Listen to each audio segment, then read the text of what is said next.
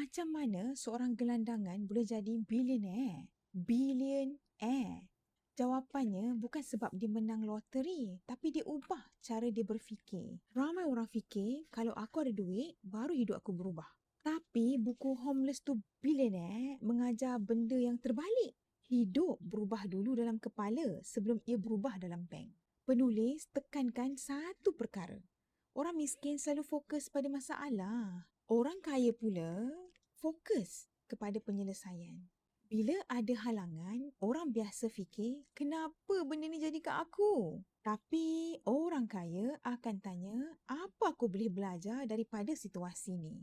Nampak macam ayat biasa kan? Tapi ayat yang kita tanya kepada diri kita sendiri akan menentukan tindakan kita. Dan tindakan yang diulang setiap hari akan menentukan masa depan kita. Sebab tu, kejayaan bukan berlaku dalam sehari. Ia berlaku dalam keputusan-keputusan kecil yang kita buat setiap hari. Kalau hari ini hidup awak belum yang macam awak impikan, mungkin bukan akaun bank yang perlu diubah dahulu. Mungkin cara awak berfikir. Dan itu sebenarnya berita baik. Sebab mindset perkara yang boleh kita ubah mulai hari ini.